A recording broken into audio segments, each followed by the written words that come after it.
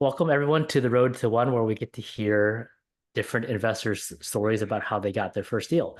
Today we have Andrea Cannon. Welcome. Thanks so much. I'm happy to be here. Cool. So, can you tell us a little bit about yourself and what your avatars are? Yeah, so my name is Andrea Cannon. I am based in Utah and Salt Lake City area specifically.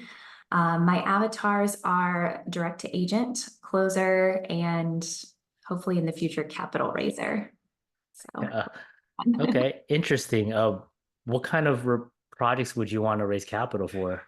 I've been in sub two, and I know we'll talk about that little more in a minute, but I've been in sub two for about 13 months, and I think I've done some capital raising for smaller projects, but I'd like to start expanding and getting into larger, potentially multifamily or just bigger deals in general that require more capital than I have myself. Gotcha. What is it about the whole capital raise that is appealing to you? It's definitely appealing to do deals that don't involve any of your own money. And some of those already, and I'd like to continue to do more. It helps you scale a lot better. Mm. And that's really the main thing for me is the scalability of it, which is one of the reasons why I got into sub two in the first place was, I've been doing traditional real estate and at a certain point you kind of run out of your own money. And so I was like, well, how do I keep buying houses, right? Yeah. This is just an extension of that, which is why I want to continue to expand being a capital raiser. Very cool. I think it's a natural progression for every real estate investor as they continue to go. Capital raising becomes a part of what they have to do. 100%. Yes. And so I think the sooner I really nail down those skills, the better. And like I said, I've raised capital for two deals, but it hasn't been that large of a scale. So I would like to continue to learn how to do that on a better, compliant, awesome Mhm. way. Yeah, for sure. Definitely want to stay compliant. Yes. Cool. So, tell us a little bit about your background and what made you get into real estate investing. Yeah, so I am a pharmacist actually. I did undergrad in pharmacy school in North Carolina, in Chapel Hill. So I mentioned I live in Utah, but we moved out to Utah because my husband matched out here for residency. And so he did his residency, he did his fellowship at a different place, and we have moved back since then. So we're sort of permanent in Utah now, but we really like it here. And I have always wanted to get into real estate investing. On our honeymoon, I actually brought with me a real estate investing book. Um, but it wasn't really the time for us, right? So I'm a pharmacist, I had student loans, we had a Mm. wedding to pay for, honeymoon to pay for, and then he had student loans because he is a physician. And so it was just a lot of like, okay, we have debt that we need to take care of. And I just didn't feel like we were ready at the time to, make any home buying purchases. If I would go back and change things, I would say absolutely that wasn't true. But in my head, I thought that I wasn't ready at that point in time. So I just knew that this was something like on the horizon that I always wanted to get into. And, I had been on forums like Bigger Pockets. I had read tons and tons of books, listened to audios. We did end up buying our first primary house in 2015. So that was kind of like maybe the first step of the home buying, investing, sort of situation for us. And that was kind of all laying the groundwork, but it was a lot of student loans to pay off and a lot of other things I felt like we needed to do. And also I wanted to really be a little bit more settled because, with being from North Carolina, I thought we were going to move back there Mhm. after my husband was done with all of his training, but we decided not to move back. And it just felt like I didn't know if I wanted to be a landlord out of state for the very time. All things I've since learned are totally doable, but I was young and didn't know. Yeah, so that kind of brings me to this question. Okay, so knowing what you know now, what advice would you have given yourself to that person back then? Yeah. So, my parents aren't real estate investors and I didn't grow up, very wealthy or anything. My parents don't have a lot of money at all and still don't. And so I think one of the things for me would have been just to start as soon as possible. So like when I lived in North Carolina, I went to school in Chapel Hill, but then I moved to Greenville, North Carolina, not South Carolina. Most people have heard of Greenville, South Carolina, but this is home of like ECU Pirates. And it's just a very low cost of living area. I probably could have gotten a reasonable house for around 100,000, reasonable. And then if I wanted to get a deal, I probably could have gone in the five figures. And that is just so not the case out here. And I'm like, and I had just thought about that. I lived there for 2 years, right? I could have probably utilized some sort of down payment assistance for living in it for my first house, I could be renting that out now, making, at least $1,000 a month in cash flow. Had I just Yeah. like known a little bit more, Yeah. thought through it a little bit better. And so I think like the first, and we did, I told you we bought our first primary house in 2015, Mhm. cried because it was just like, it seemed like I was putting so much money into it and I wasn't sure that it was the right thing. And I was just, trying to make a decision. I just wasn't sure. And I think I really should have just gone for it ahead of time. But I didn't know. And so that would be my advice, just to go for it sooner. You're ready sooner than you think you are. And there's a lot of ways to get into properties that don't require tons and tons of money. And even if you're, going to own or occupy. Yeah, one of the things that popped in my head when you said you weren't ready at the time is this scene in The Office where I don't know if you've ever watched that show, but I think Jane, the corporate girl who comes in, talks to Pam, and Pam's talking about how she wants to do art school and all that, and she has all these excuses, and Jan always looks at her and says, "Well, there's always a thousand reasons not to do something." And so that kind of pushes her towards actually going in and pursuing her dream. So, um, yeah, I just thought that was interesting. Definitely, definitely. Yeah. Okay, so let's talk about your first deal. How did you find it and how did you evaluate it? Yeah, can we talk about just sub two in general? Because it happened right after I joined sub two. So it's kind Yeah, of absolutely. a process. Yeah. So when we moved back to Utah after my husband finished his fellowship, we purchased a duplex because we were like, okay, perfect. We're gonna house hack. This is gonna be, the coolest thing ever. So keep in mind, we're like the most established we've ever been in our like careers and lives, right? And we're Mhm. living in a 1.5 duplex on one side, and there's my tenant on the other side that we inherited. And that was just not glamorous at all. And I really did house hacking. I hated it so much. I mean, I think, and I was describing to you how if I could go back and tell myself things, I would have house hacked then. That could have been totally fine. But Yeah. I just felt like at this point, when we have done all of this, we have finally clawed ourselves out of all the student loan debt and all the things. Like here I am, like living in this 2 bedroom, 1.5 bath house. And that, by the way, because of the timing of when we purchased it and when we were moving back from where my husband did his fellowship, we ended up having to put 30% down on that house. So it went from being like, oh, this is gonna be house hacking, you put low amount of money down, to we ended up putting 30% down. So I put 30% down on this duplex and I absolutely hated living there. So we lasted about 6 months. My husband did the duplex in his name entirely. So I was like, okay, I'm finding us another house. And I found a different primary house about 6 months after we moved in and Mhm. moved to that house. And that house was now under my name. So we could kind of get have the issues with the mortgages or whatever. Yeah. So we have two houses back to back, and both of them in total, we put approximately $300,000 down into, which Mhm. is so much money. Now, Yeah.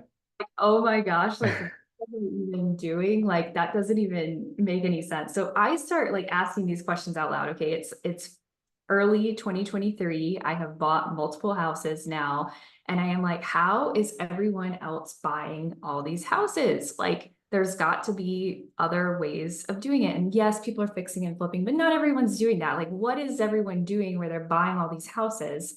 Right. I just didn't understand. So I'm like asking these questions out loud. And I started getting targeted ads from Pace Morby on Facebook for sub two. Mhm. And it was like, you can buy a house with no money down. I was like, scam. Next, Yeah. started like wondering, okay, well, I kept getting ads. I'm like, okay, well, maybe like there's something, into like truthful about it. So I started looking him up on Bigger Pockets and found, mixed reviews of Pace Hmm. on Bigger Yeah. Pockets, but he was coming out with his book. So I ordered it. And I went back and looked at all the dates and everything. So I have them, they're accurate. I ordered his book June 21st, 2023 on Bigger Pockets. And I read it the first week of July. And then I started, I identified my avatar. The first one I identified was direct to agent because I figured, okay, I'm professional, agents are professional, like we're gonna have like a nice dialogue together. It just makes like a lot of sense. I'm gonna be direct to agent. So I start pulling lists. And I'm not even in sub two yet, right? I'm getting home from reading the book and I'm like, okay, I'm gonna start like pulling some lists. My friend had access to Privy. I'm just like clicking around on like Zillow and like looking for things that maybe have low equity in the area. And I start making phone calls, right, to agents about properties. And it's one of those things where I was like, okay, well, what if someone says yes? I don't know what to do. So about 2 weeks after I've been making phone calls, I joined Sub 2. So that was July 19th of 2023. And so we're in August of 2024 right now. So it's about 13 months later. Mhm. But July 19th of 2023, I'm like, okay, I'm gonna, at least now I'll have like a community of people. So if people say yes. So I'm looking in Utah for rental properties in the area around both of the homes that we already own, right?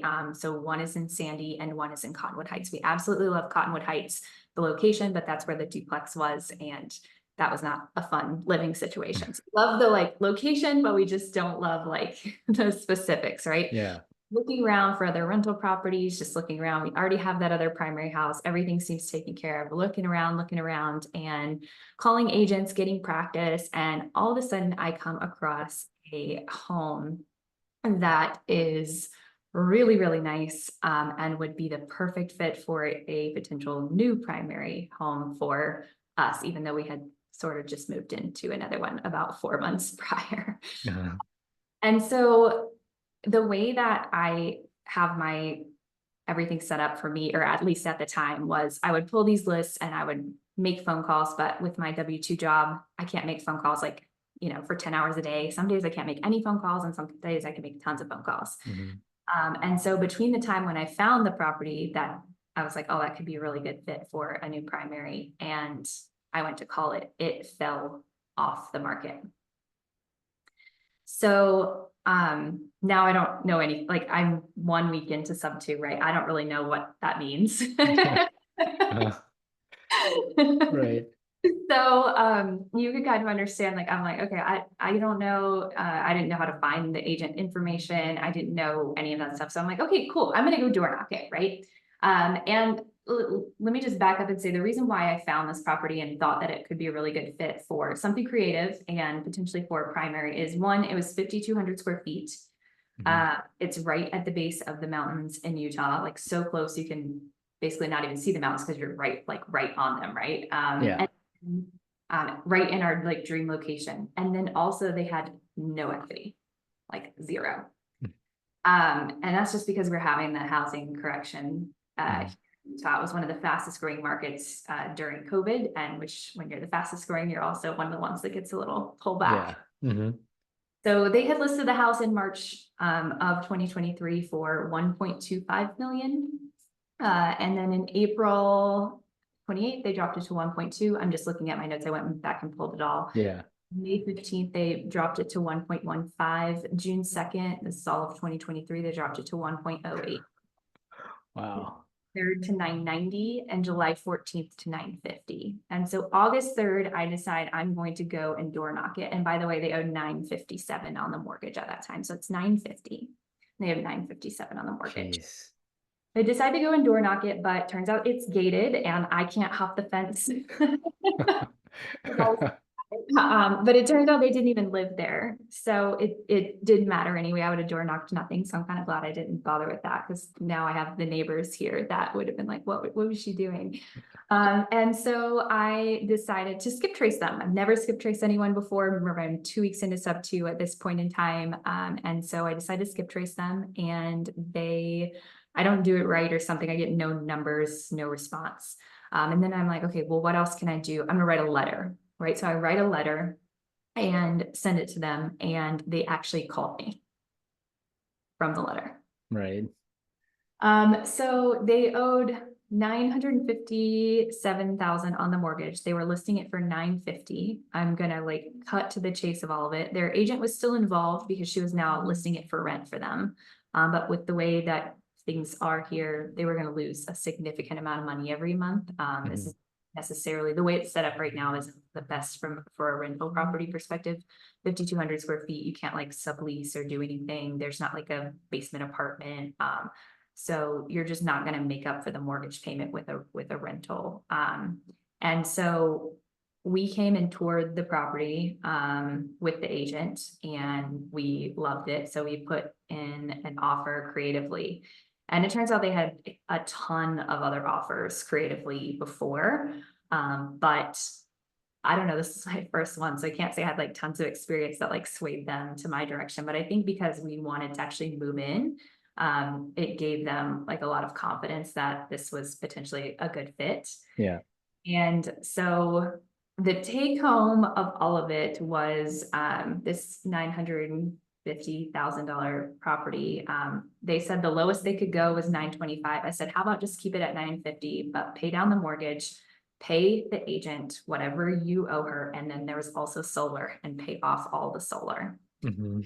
950. So the total entry fee, we ended up doing two payments in escrow that are held as long as we're, making our payments on time. We'll get those applied towards the principal in 3 years. So we're at just under a year now. We've made no late payments. That's not going to happen. So in 3 years, we'll get that 10,000-ish towards the principal balance. And then the additional money that we came in with was inspection, transaction coordinator, closing costs, the title policy, that sort of thing. So total, including the 2 escrow payments, everything all in was $20,700.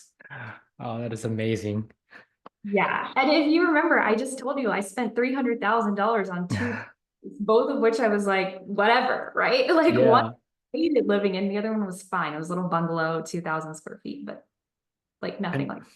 for not knowing anything, you seem to have been able to figure out a lot of the next steps, right? So every time you hit a roadblock, what did you do to get to that next step?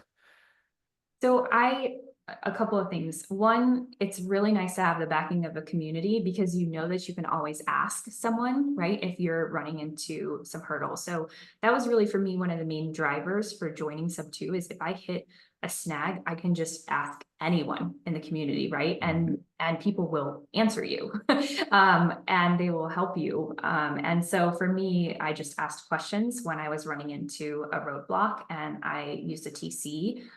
Because I'm like, I have no idea about this paperwork. I didn't write up the contract myself. I didn't do any of those things. I had them help me out because I'm like, I'm going to mess this up entirely. Now I write my own contracts, but we still use TCs for everything. Hmm. I just didn't really know. So a lot of it was just like asking once I hit that problem, right? Like rather than waiting to say, let me ask 100 questions in case I run into one of these 100 scenarios and then I'll move forward. It was just like, I'm just going to move forward. Okay, now I have a question I'm going to ask someone. But I mean, that's great. Just showing the power of community because I've gone through deals where, I hit a roadblock and I just don't know what to do and I don't have anybody to ask. So then it just kind of falls through. But for you, I mean, you pretty much did every single marketing technique on this one house possible. So a very good learning lesson, right? And then you get into this house that you love Oh my God. for, I mean, 2%, less than Yeah, 2%. It's a 100%. Yeah. So it was so, very cool deal. yeah, we're so like, this is like, of all the places I've ever lived, this is like the best, most settled I've ever felt. It's just such a nice house. Like, Salt Lake, we're having the Olympics in 2034. So, it's pretty snowy here. That's the Winter Hmm. Olympics. Yeah, Um, as part of the HOA fee, which is pretty steep HOA fee, but that's okay because they plow your driveway and your sidewalk in the winter time. I see you that's nice. wake up and you just go. It is so nice. Yeah. One of the biggest complaints about living in a place where it snows is having to shovel the driveway. Yes. And we have, I mean, it's just me and my husband. We don't have any kids, but we have like 3 guest bedrooms. We've had people come and do whole ski trips. I mean, we're 20 minutes from ski resorts. Mhm. So friends have come to do like ski trips and stayed here. I do a lot of outdoor like an adventure stuff. So like lots of backpacking and hiking. I have an entire room for my gear. like all my camping backpacking stuff. Yeah. Like my husband has a putting green and he has a workout space. I work from home, so I want to go work out elsewhere. He works elsewhere, so he wants to work at home. So he has a Yeah. whole workout room and everything. It's just so everything is this house is amazing. And it's so ironic because it was the least amount, in those three things I just told you about, right? The two Mhm. traditional deals and then this one. It was the least amount of money we put down and like 3 to 5 times the nicest house we Yeah, what a story. I mean, typically when we're talking about these things, it's usually for first of all, you're these we're in the community for longer than a week before we get our first deal. And these are typically for investments. So to show that you can do this for your primary residence is very cool. So thank you for sharing that. Absolutely. And yes, I've done it since then for wholesaling deals that I haven't kept and, finding deals for myself. But I will, I love this story because I feel like there's so many people out there who can't find a place for their own family. Mhm. And like once you're taken care of, right? Once your family and everything is safe and in a good environment, then you can like grow right from there. Yeah. And so I know we already had a primary. It's not necessarily the same, but this is like way better. I never want to leave this place. Like it's everything, right? And so, and it's really cool that it was just such a low entry, with such a nice house. Yeah, for sure. I mean, we're gonna have to get pictures of that house. Yeah, I'm Um, happy to share. so I guess now, kind of looking back at this entire journey, what kind of mindset issues did you run into, and what did you do to get over them? Yeah, I think, when we were talking to the realtor, specifically about the property, there were a lot of hurdles. I've heard a lot about, okay, saying you can do things without credit, you can do things without any money, you can do things without, and that all of that is true, 100% true. But also sometimes if you do have good credit or you do have other things, you can rely on those. And so it was a little bit of a pivot for me, because when we were talking to the realtor, she was like, well, like, could you qualify for the house? And we're like, but we wouldn't qualify because we're taking over the loan. But what she really wanted was to do a credit and background check. And I'm Mhm. like, oh, okay, well, that's fine. We can do that. Yeah. Right. Mhm. And so sometimes it was just like a little bit of a pivot between like things that I had been hearing from the Facebook, targeted ads to Mhm. like what was happening, in the real life situation and just being able to kind of understand that. And like the agent is saying this, but what they mean is type of a, Yeah. because Mhm. the agent had never done it. So I'd never done a creative deal before, and the agent had never done a creative deal before.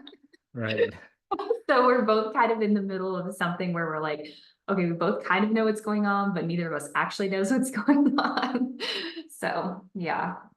But the power of having the agent like you and understand your situation that you're going to be moving in there, so they're willing to work with you. I think a lot of people, newer people, they'll get into this space where they'll think, "Oh, I don't really know anything, so I have to fake it."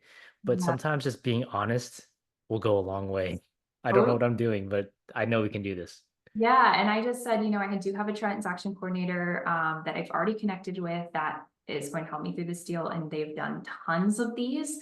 So I feel confident that we can get it done. And now after doing the deal where now I move into it, it's such a good, way to have conversations with agents and sellers going Mhm. forward. 'Cause I'm still mostly direct to agent. I do some direct to seller. The last property I purchased myself was direct to seller, but a lot of it is, hey, like I have a sub two myself that I live in. Like, Yeah. it's like I take it that like, I've done this before, right? Not only have I done it before, I trust it enough, right? That I moved my whole self in, Yeah. right?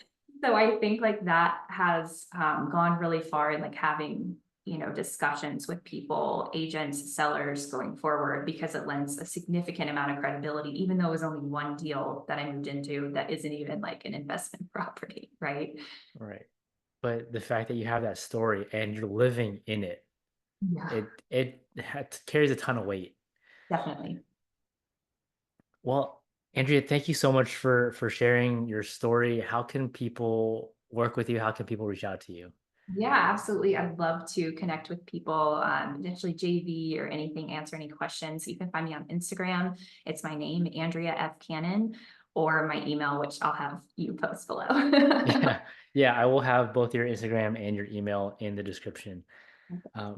So thank you again for sharing your story. Appreciate you coming on.